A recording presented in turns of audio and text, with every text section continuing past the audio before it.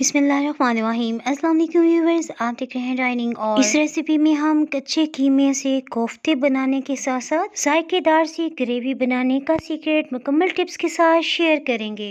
Recipe पसंद आए तो चैनल को सब्सक्राइब कर दें। बेल आइकन को ऑल पे कर देने से आपको वीडियो का नोटिफिकेशन सबसे पहले फ्री में मिल जाएगा।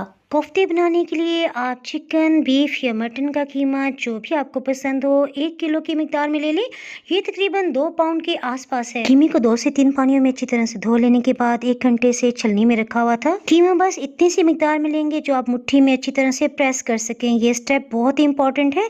इस तरह से कीमे में जो भी एक्स्ट्रा पानी होगा वो निकल जाएगा और आप कोफ्ते बनाएंगे तो इंशाल्लाह बिल्कुल भी नहीं टूटेंगे और कोफ्ते डी शेप भी नहीं बनेंगे। बजाय खुश्क कीमे से देखें ढेर सारा पानी निकल आया। कीमे में कुछ मसाले शामिल करते हैं। लाल मिर्च पाउडर 1 चाय की चम्मच, लहसुन अदरक का पेस्ट 1.5 टेबलस्पून यानी 1.5 खाने वाला चम्मच है। गरम मसाला पाउडर आधी चाय की चम्मच और नमक ये भी 1 चाय की चम्मच है। अंडे ये 2 छोटे साइज के थे। अगर अंडा बड़े साइज का है तो सिर्फ एक ही डालना काफी रहेगा। हाथों को ऑयल या घी से ग्रीस कर लेने के बाद आप जिस साइज में चाहे कोफ्ता बना सकते हैं। हाथों में गोल गोल घुमाते हुए कोशिश करेंगे इसके ऊपर की सतह पे कोई भी क्रैक बाकी ना रहे। 1 किलो कीमा से तकरीबन 30 कोफ्ते तैयार हो गए। इसके साथ ही हम इन्हें फ्राई करने के लिए पैन में 1 कप ऑयल शामिल कर रहे हैं। आप चाहें तो घी भी ले सकते हैं। ये कच्चे कीमे के हैं, सो हीट को मीडियम लो रखते हुए 2 से 3 मिनट्स के बाद हम इस तरह हल्का सा हाथ से हिलाएंगे। 3 मिनट्स के बाद हीट की वजह से इनमें मजबूती आ गई है, सो अब आप आसानी से इन्हें टर्न कर सकते हैं। आपने देखा ना, हम इन्हें शैलो फ्राई कर रहे हैं। इस तरह से चिकन या गोश्त की जो भी स्मेल होगी वो खत्म हो जाएगी और कोफ्ते के लिए जो हम कोरमा बनाएंगे ना उसमें भी रोस्टेड फ्लेवर डेवलप हो जाएगा। कोफ्तों को शैलो फ्राई करते हुए आपने हीट को लो नहीं रखना। मीडियम लो हीट की वजह से मीट में जो कुदरती पानी होता है वो इसके अंदर ही सील हो जाएगा और बहुत ही टेस्टी बनेंगे और ये पानी बिल्कुल भी नहीं छोड़ेंगे। कोफ्तों पे अच्छी सी सुनहरी रंगत आ गई, इसको इन्हें निकाल लेते हैं।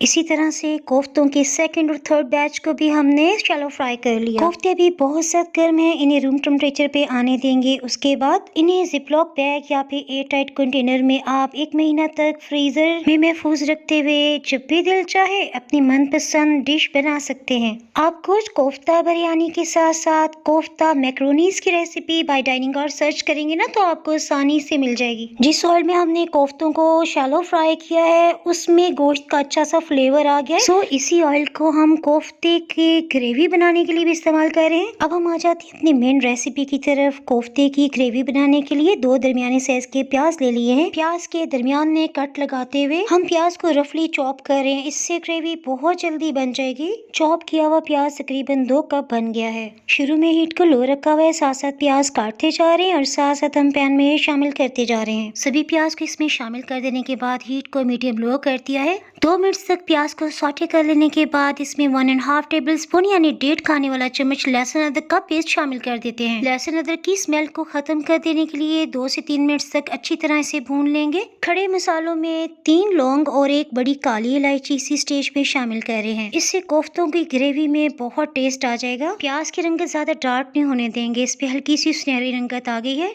सो अब हीट को लो करते हुए हम इसमें टमाटर का पेस्ट 3 खाने वाली चम्मच शामिल कर रहे हैं। टमाटर पेस्ट बाय डाइनिंग और आप सर्च करेंगे तब भी आपको इसकी रेसिपी मिल जाएगी। अदरवाइज ऊपर आई बटन में भी मैं इसका लिंक शामिल कर रही हूँ, आप चाहें तो इसकी रेसिपी देख सकते हैं।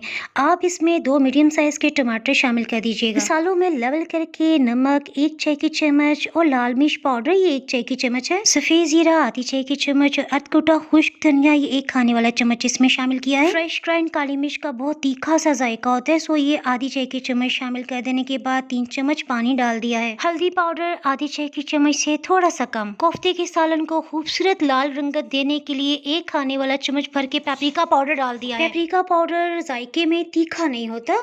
आधा कप दही थोड़ी थोड़ी मिकदार में इसमें शामिल करते जाएंगे और साथ साथ मसाले को भूनते जा रहे हैं। यूँ तो आप प्याज को और टमाटर को मैश करने के लिए इसे ब्लेंड भी कर सकते हैं, लेकिन जब तक आप इसे अच्छी तरह नहीं भूनेंगे इसमें टेस्ट डेवलप नहीं होगा। नेक्स्ट शोरबे को मसालादार बनाने के लिए हम 1 गिलास पानी थोड़ी थोड़ी मिकदार में डालते हुए इसे भून रहे हैं। मसाले की बुनाई तो हो चुकी है लेकिन अभी भी कहीं कहीं प्याज नजर आ रहा है। सो अच्छी ग्रेवी बनाने के लिए हम इसे मैश कर रहे हैं। आप चाहें तो ब्लेंडिंग जार का इस्तेमाल भी कर सकते हैं। कोफ्तों का कोरमा बहुत जबरदस्त तैयार हो गया है। सो अब हम सिर्फ 2 मिनट तक मजीद भून लेने के बाद इसमें 1 लीटर यानी 5 कप पानी शामिल कर रहे हैं। 1 खाने वाला चम्मच इसमें कसूरी मेथी शामिल कर रहे हैं। इससे कोफ्ते के कोरमे में देगी फ्लेवर डेवलप हो जाएगा। जैसे इसमें उबाल आएगा तो ढक्कन से कवर करते हुए हीट को लो कर रहे हैं। बिल्कुल लो हीट पे कोफ्तों के सालन को पकते हुए 50 मिनट हो चुके हैं। कोफ्तों में बिल्कुल पतला शोरबा अच्छा नहीं लगता, सो हम इसमें गाढ़ा शोरबा ही रख रहे हैं। आपने इसमें एक बात नोट की कि मसाला बनाते हैं हमने 1 चाय की चम्मच नमक और 1 चाय की चम्मच लाल मिर्च पाउडर शामिल किया,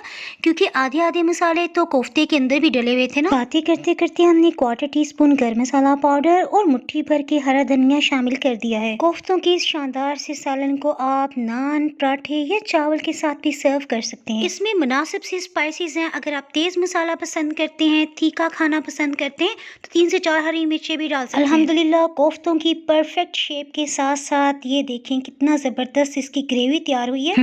बहुत ही टेस्टी बना और सभी घर वालों ने बहुत शौक से खाया। रेसिपी पसंद आई तो लाइक और शेयर करना बिल्कुल भी ना भूलें। डाइनिंग कार पे अगर आप मजीद रेसिपीज देखना चाहते हैं तो नीचे ब्लैक सब्सक्राइब के बटन को क्लिक करके सादा बेल आइकन को भी प्रेस कर देंगे तो नई आने वाली वीडियो का नोटिफिकेशन सबसे पहले आपको फ्री में मिल जाएगा। और अगर आप ये रेसिपी फेसबुक पे देख रहे हैं तो फॉलो कर सकते हैं।